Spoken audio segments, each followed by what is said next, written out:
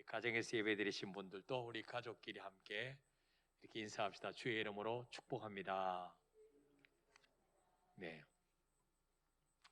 야베스라는 사람은 성경 전체에서 오늘 이 본문에 딱 한 번 이렇게 나옵니다. 그것도 길게 나오는 것이 아니고 두 구절에 이렇게 걸쳐서 나옵니다. 그러니까 지금까지 잘 알려져 있지 않던 인물입니다. 근데 이 야베스라는 인물이 언제부터 유명해지게 되었느냐? 바로 2001년도에 브루스 윌킨스라는 분이 야베스의 기도, 또 부제목으로 내 삶을 기적으로 채우는 기도 원리라고 하는 이 책이 출간되면서 그 책이 베스트셀러가 되면서 야베스라는 이름이 알려지게 되었습니다. 자, 오늘 역대상 4장 9절 우리 한번 읽어볼까요? 시작. 야베스는 그의 형제보다 귀중한 자라. 그의 어머니가 이름하여 이르되 야베스라 하였으니 이는 내가 수고로 낳았다 함이었더라. 아멘. 자, 이 야베스라는 이름은 고통, 슬픔을 가져다 주다, 그런 뜻을 가지고 있습니다. 자, 게다가 이 야베스라는 이름은 누가 지었을까요? 엄마가 지었을까요? 아버지가 지었을까요? 아무 생각 없이 읽으셨죠? 9절에 보니까 그의 어머니가 이름하여 이르되 야베스라 하였으니. 자, 보통 우리나라도 그렇습니다만은 유대 사회에서는 아버지가 이름을 지었어요.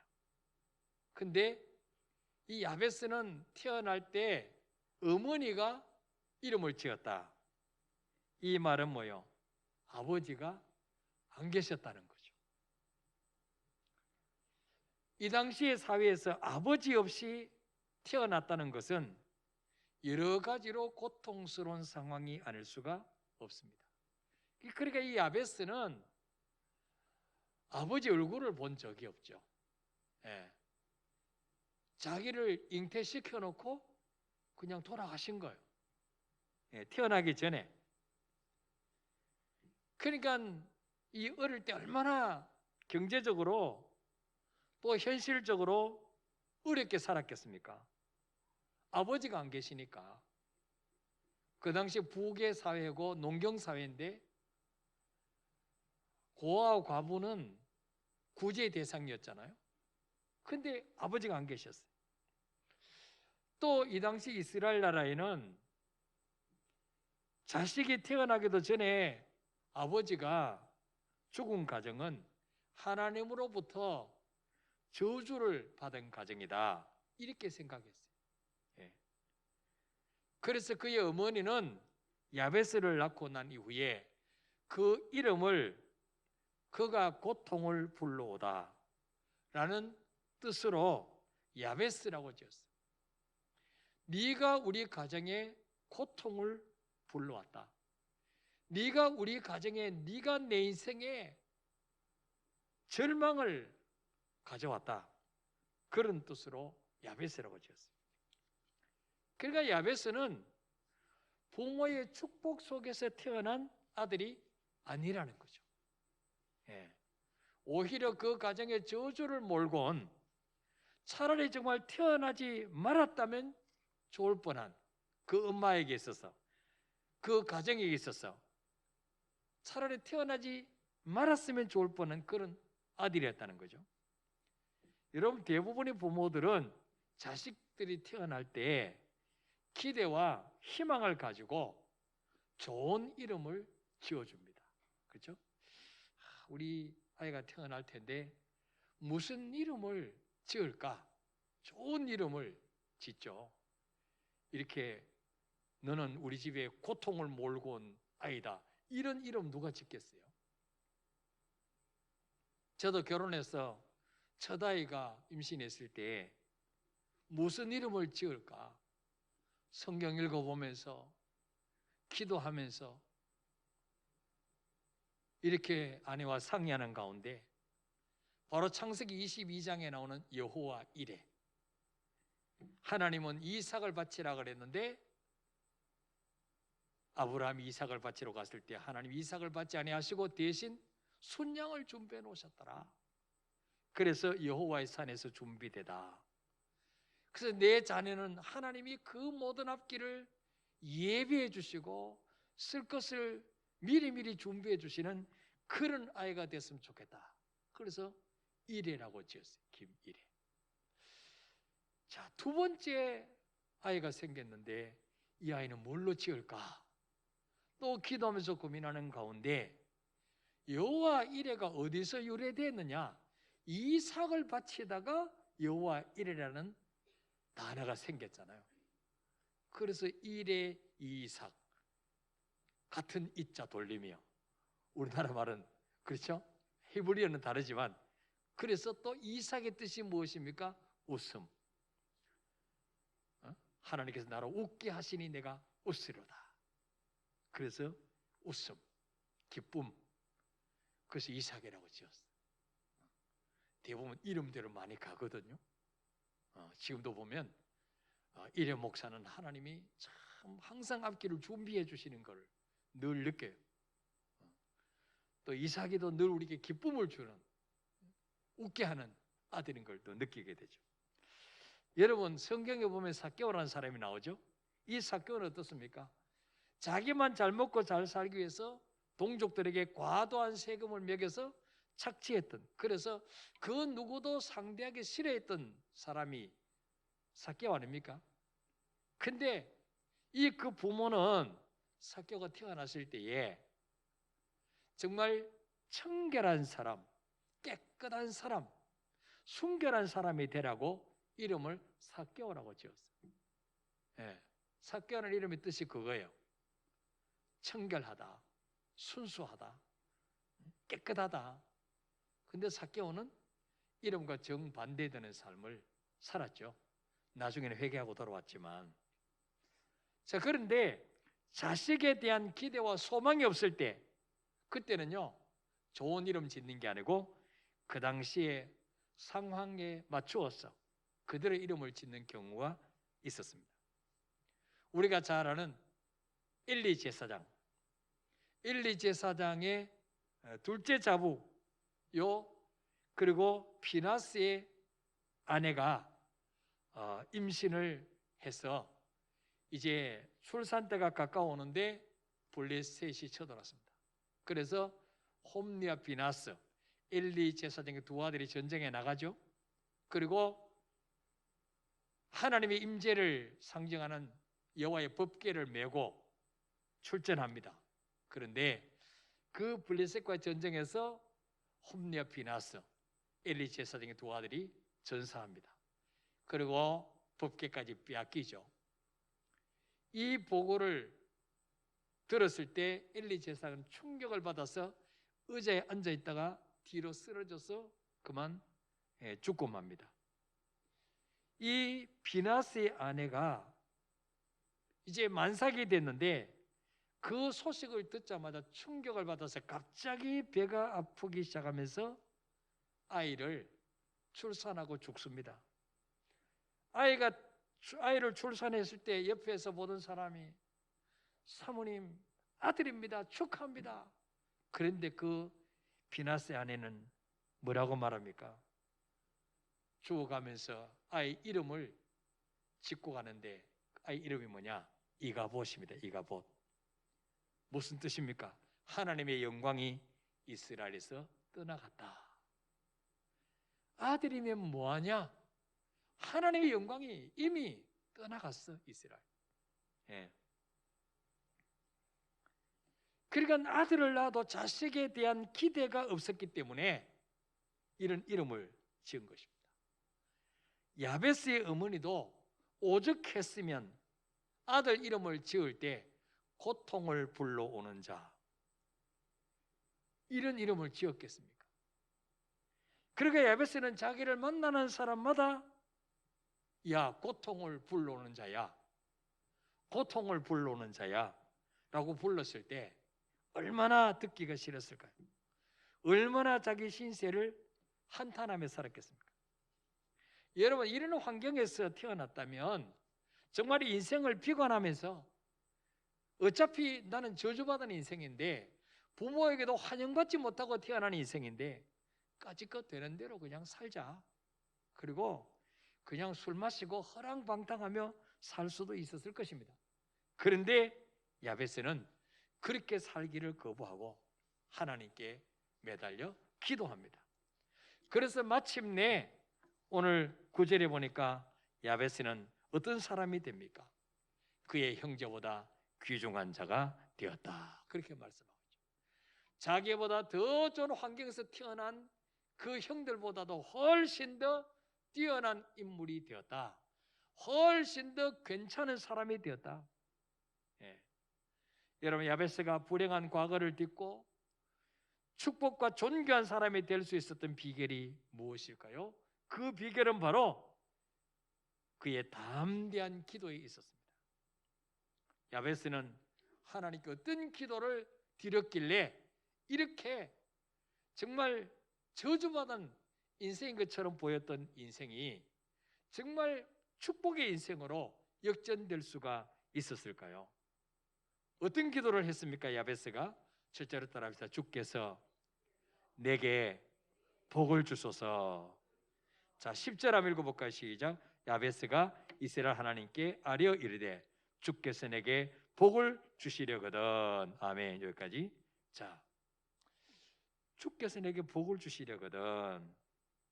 근데 전번에 우리가 쓰던 개역 성경 거기에는 이 말씀을 이렇게 기록했습니다. 원컨대 내게 복의 복을 더하사. 하나님, 나에게 복의 복을 더하여 주옵소서. 그렇게 기도했습니다. 야베스는 자신은 가정의 고통을 불러온 사람이라는 것을 알았습니다.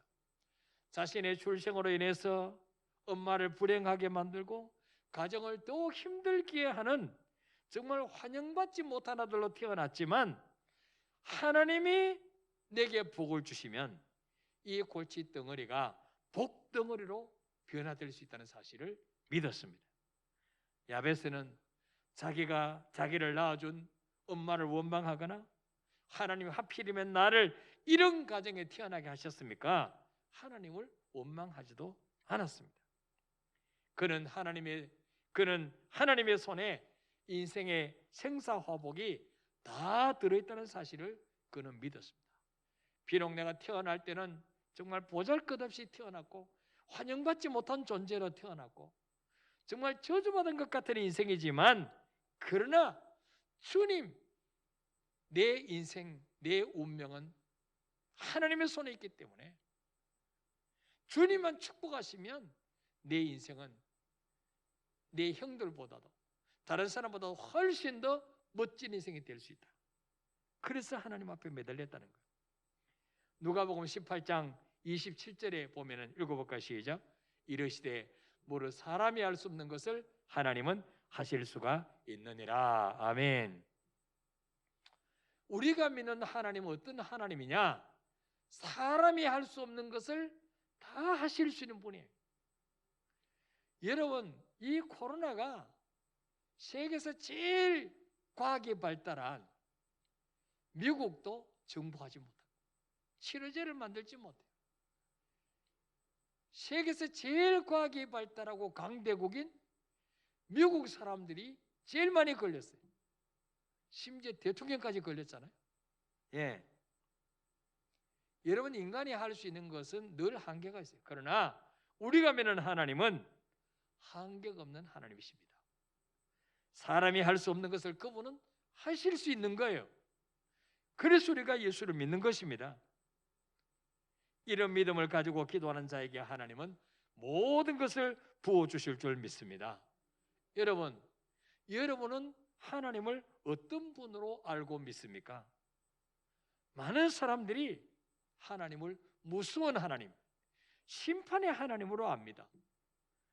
조금의 실수나 범죄도 용서하지 아니하시고 벌 주시는 하나님으로 잘못 알고 있는 분이 많이 있습니다.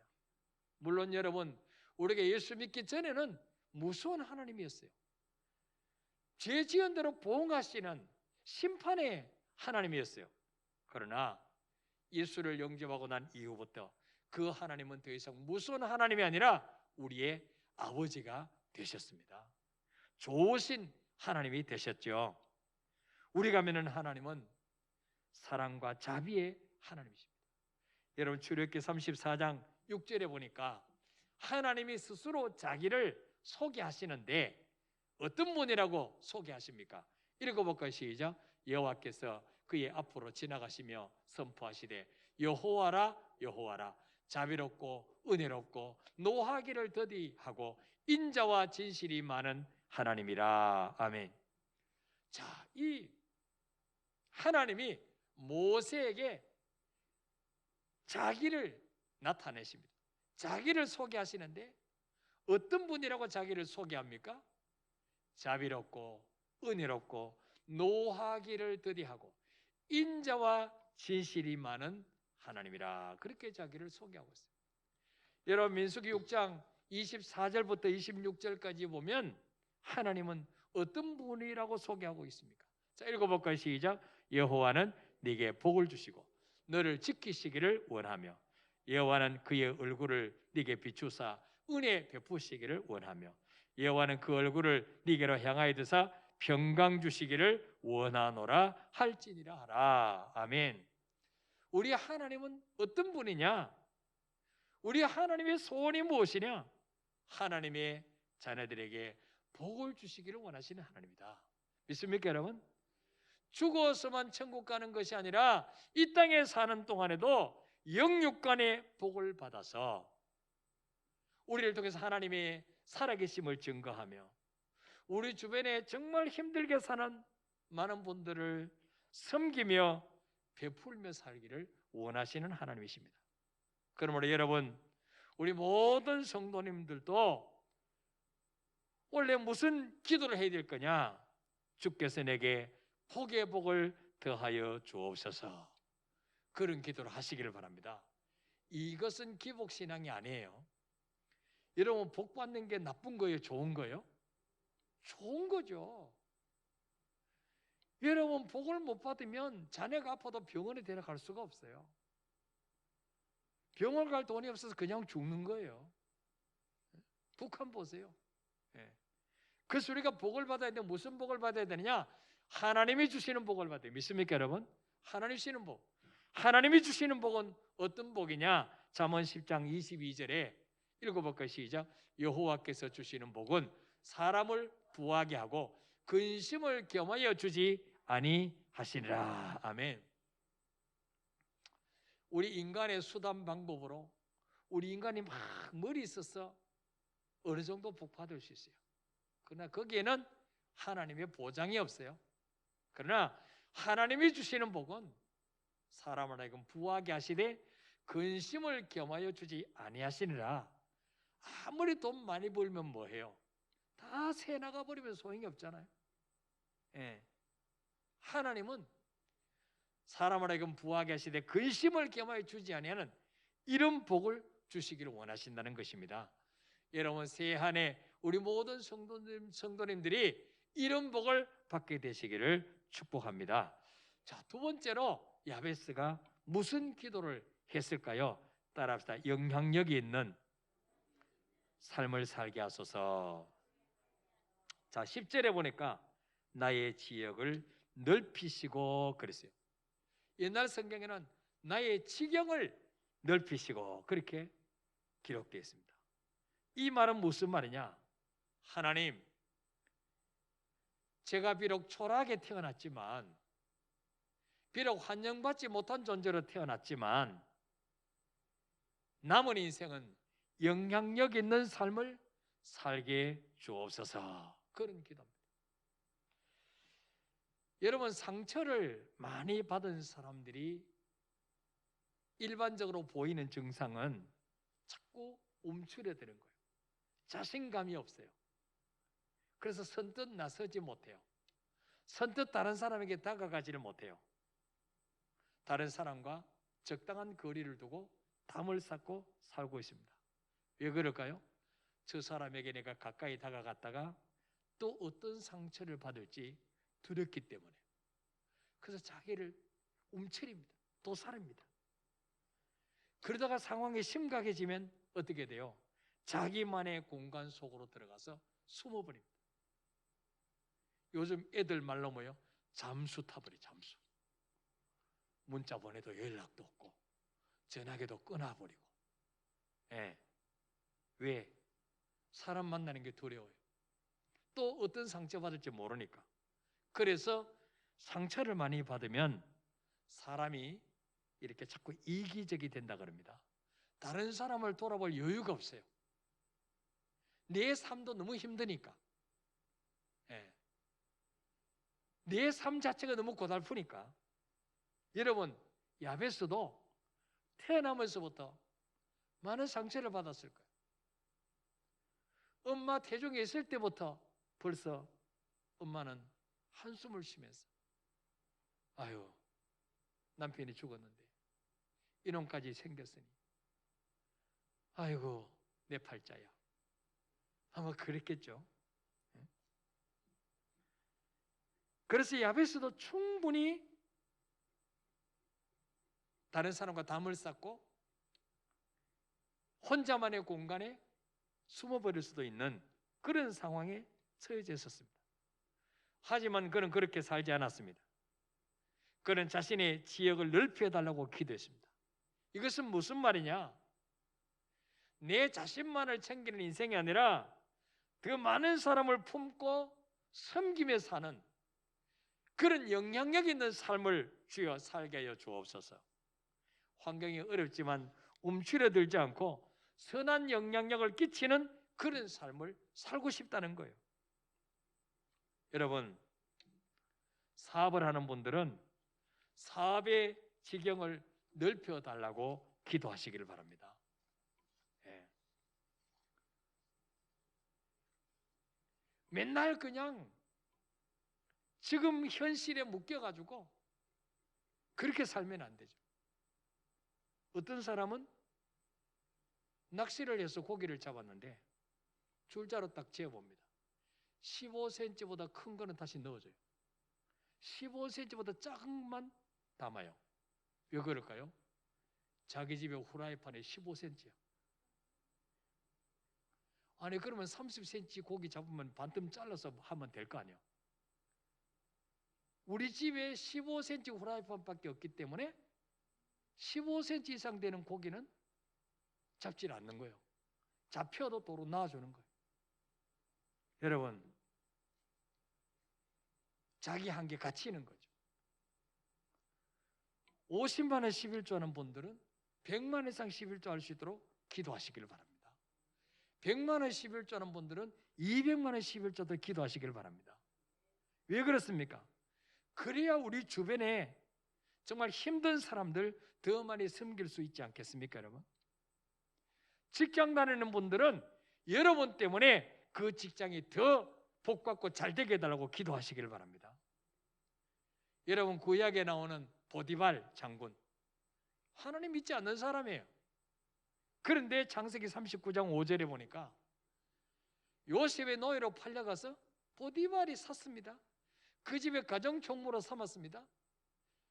그리고 보디발이 요셉에게 자기 집과 그의 모든 소유물을 다 주관하게 한 때부터 여호와께서 요셉을 위하여 그 애굽 사람의 집에 복을 내리심으로 그랬어요. 보세요. 하나님은요 항상 하나님의 자녀에게 관심이 있습니다. 하나님의 자녀가 그 직장에 가면 그 직장에 하나님의 자녀 때문에 잘 되게 하시는 거예요. 예. 그래서 여러분, 직장에서도 갈수록 오너에게 인정받고 영향력을 끼치는 그런 사람이 되게 해달라고 기도하시기를 바랍니다. 자기 능력에 맞는 일을 구하지 말고 일에 맞는 능력을 달라고 기도하시기를 바랍니다. 시편 81편 10절 11절에 보니까 읽어볼까요? 시작. 나는 너를 애굽 땅에서 인도하여 낸 여호와 내 하나님이 내 입을 크게 열라 내가 채우리라 하였으나 내 백성이 내 소리를 듣지 아니하며 이스라엘이 나를 원하지 아니하였도다. 아멘. 자, 우리 하나님께서 내 입을 크게 할라. 옛날 성경에는 내 입을 넓게 할라. 내가 채우리라 그랬죠. 하나님은요, 우리로 하여금 입을 넓게 열어서 부르짖기를 원하십니다. 입을 크게 열어서, 왜? 하나님이 크신 분이니까 하나님의 능력을 제한시키지 말고 입을 크게 열어서 구하기를 원하시는 거예요. 예. 왜? 그분은 이스라엘 백성을 세계 최대 강대국 애굽에서 건져내신 능력의 하나님이기 때문에 입을 크게 하려고 그랬어요. 그런데도 이스라엘 백성들은 하나님의 소리를 듣지 않고 하나님 앞에 입을 크게 열어서 부르짖기를 원하지 않았다는 거예요. 오늘날 여러분, 성도 가운데서도 이런 분이 많이 있습니다. 다 같이 교회 다니는데 기도할 생각을 안 해요. 뭐 기도한다고 될까? 그분은 기도 대신에 뭘 많이 할까요? 염려를 많이 하지. 염려. 맨날 앉으나 서나 걱정거리로 가득 차 있는 거예요. 기도 안 하면 그런 거예요. 예. 원래는 여러분 입을 크게 열어서 하나님이 정말 마음껏 채우게 하시는 이런 기적의 한 해가 되시기를 바랍니다. 여러분의 믿음의 지경도 더 넓어지기를 축원합니다.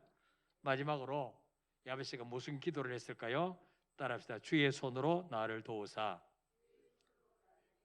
환난을 벗어나 근심이 없게 하옵소서. 예, 야베스는 자신이 얼마나 연약한 자인 자를 알았어요. 그래서 하나님, 내 힘으로는 안 돼요. 내 힘으로는 실패할 수밖에 없어요. 저를 아시잖아요.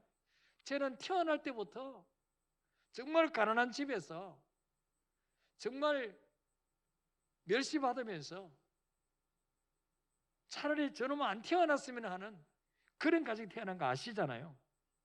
그래서 주님의 손으로 나를 도와주셔야 내가 살 수 있습니다. 그래서 뭐예요? 주의 손으로 나를 도와달라고 기도했어요. 여러분, 하나님의 손은 어떤 손입니까? 애굽 땅에서 종살이하던 이스라엘 백성들을 무기 하나 사용하지 않고 건져내신, 해방시킨 강한 손입니다. 강한 손. 신명기 5장 15절 읽어볼까요? 시작. 너는 기억하라. 네가 애굽 땅에서 종이 되었더니 네 하나님 여호와가 강한 손과 편팔로 거기서 너를 인도하여 내었나니. 아멘. 따라서 강한 손과 편팔로 거기서 너를 인도하여 내었나니. 예, 우리 하나님의 손은요, 세계 최대 강대국. 여러분, 그 당시에 병거는요 신무기였습니다. 병거를 제일 많이 가진 나라가 애굽이에요.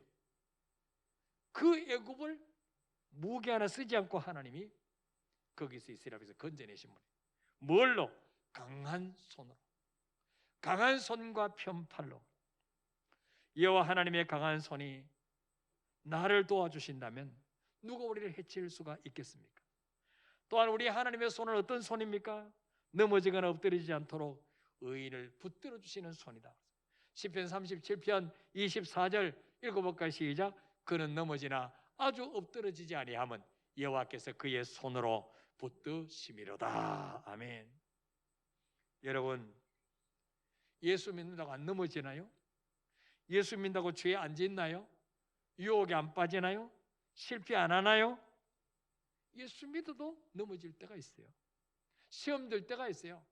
그러나 아주 엎드러지지 아니함은 일어나지 못할 정도로 완전히 그냥 넉다운 되는 것이 아니라는 거죠.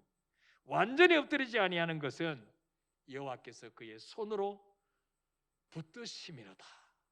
여러분, 우리 눈은 보이지 않지만 지금까지 여러분의 힘으로 산 것처럼 보이지만요, 하나님이 그때그때마다 우리를 붙들어 주고 계셨다는 사실을 믿으시길 바랍니다. 엎드러질 때마다, 포기하고 싶을 때마다 주님 붙들으신 거예요. 일어나라, 내가 너를 도와주리라. 그래서 잠언 24장 16절에 보니까 대저 의인은 7번 넘어질지라도 다시 일어나려니와 그랬어요. 하나님의 자녀는요, 7번 실패해도 7번 넘어져도 다시 일어날 수 있는 이유는 하나님이 우리를 붙들고 계시기 때문인 것입니다. 뿐만 아니라 우리 하나님의 손은 어떤 손이에요? 두렵고 놀랄 일을 만날 때 의로운 오른손으로 우리를 붙들으시는 손이라고 했습니다. 이사야 41장 10절에 우리가 너무나 잘 아는 말씀이잖아요. 암송하는 말씀이죠. 읽읍시다. 시작. 두려워하지 말라, 내가 너와 함께함이니라. 놀라지 말라, 나는 내 하나님이 됨이라. 내가 너를 굳세게 하리라. 참으로 너를 도와주리라. 참으로 나의 의로운 오른손으로 너를 붙들리라. 아멘. 참으로 나의 의로운 오른손으로 너를 붙들리라. 오른손은 권능의 손이에요. 여러분, 보통 오른손이 더 힘이 세죠? 왼손보다? 우리 하나님 우리를 붙들으신데 어떤 손으로 붙들으신다고요? 오른손으로. 의로운 오른손으로 너를 붙들리라 그랬어요. 아무리 코로나가 기승을 부리고 경제가 어려워진다 할지라도 우리가 문제 때문에 놀라거나 두려워하지 않도록 우리 주님은 의로운 오른손으로 우리를 붙들으시겠다고 약속하셨습니다. 야베스는 이 주님의 손이 얼마나 능력 있는 손인지 알았기 때문에 주의 손으로 나를 도와주십시오, 그렇게 기도했습니다. 여러분, 일을 하는 사람이 있고 일이 되어지는 사람이 있어요. 일하는 사람은 자기 힘으로 하려고 하기 때문에 쉽게 지치고 피곤합니다. 그러나 일이 되는 사람은 하나님이 지혜를 주시고 사람들의 마음을 감동시켜 주셔서 계속 일거리를 보내주시기 때문에 일이 저절로 되어지는 것입니다. 여러분은 자기 힘으로 일하는 사람이 아니라 하나님이 도우심으로 일이 되어지는 사람이 되시기를 축복합니다. 일이 풀려지는 사람 되시기를 축복합니다. 예. 하나님의 손이 함께하면요, 풀려지는 거예요. 그냥 화장지 풀려지듯이 그냥 잘 풀려지는 거예요. 예. 끝으로 야베스는 무슨 기도합니까? 나로 환난을 벗어나 근심이 없게 하옵소서. 여러분, 우리가 기도하는 걸 한번 이렇게 생각해 보면요, 대부분 무슨 기도를 합니까? 문제가 터지고 나면 그 문제 해결해 달라고 기도해요.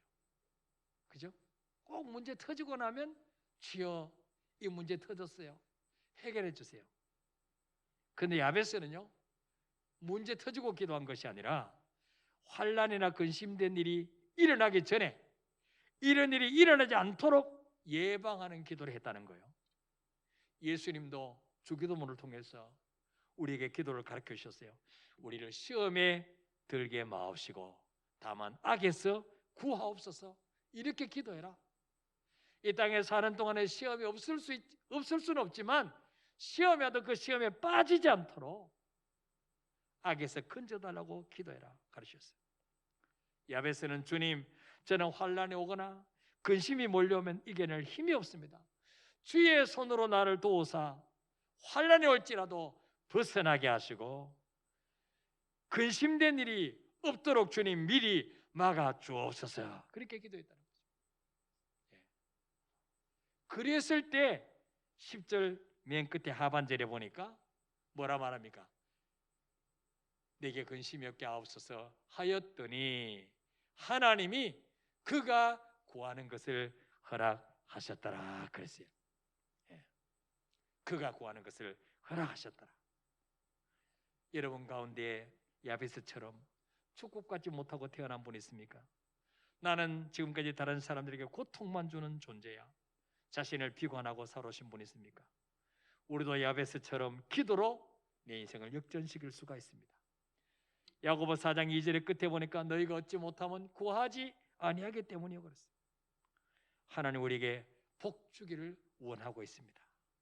질병이나 경제적인 문제나 또 사업이나 자녀 문제로 고통당하는 분 있습니까? 우리 내일 저녁부터 시작되는 특별 기도회, 우리가 비록 온 성들이 다 교회에 나오지는 못하지만 가정에서 우리 모니터 앞에서 온 식구들이 자녀들과 함께 모여서 말씀 들으시고 함께 기도하셔서 세를 행하시는 하나님을 체험하는 신년벽도가 되시기를 축복합니다. 하나님이 그가 구하는 것을 허락하셨더라.